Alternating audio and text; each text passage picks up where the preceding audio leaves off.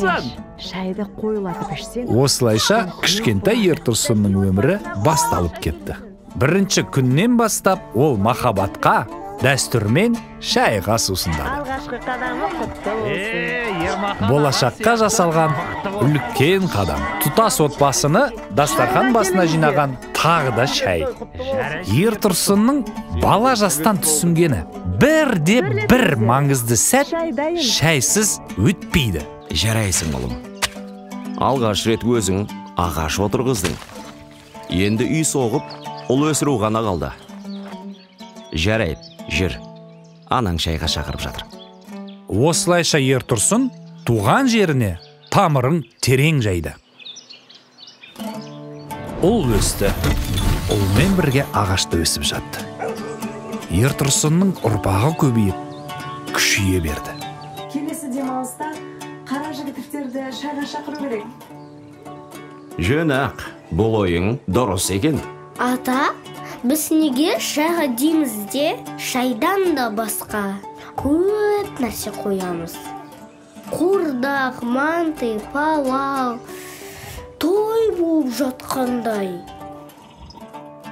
Қазақтар көшпелі, еркін халық. Бастарынан соғыстар, аштық сынды не бір ауыр сынақтарға толы күндер кешкен.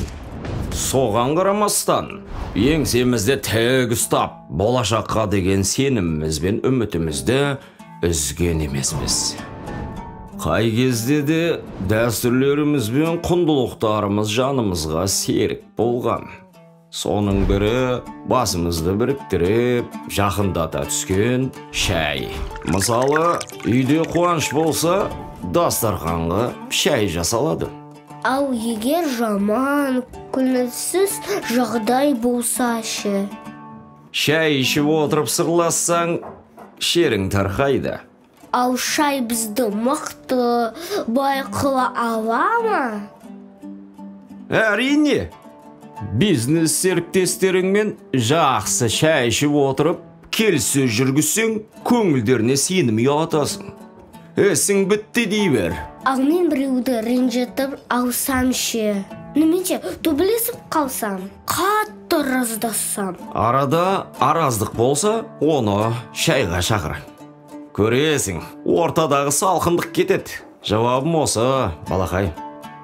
Басың ауырса, шай іш. Көңіл күйің болмаса, тәтті шайдан жүзіңе күлкі үйіріледі. Қандай себеппен шай алса да, дастарханның сәні шаймен кіреді.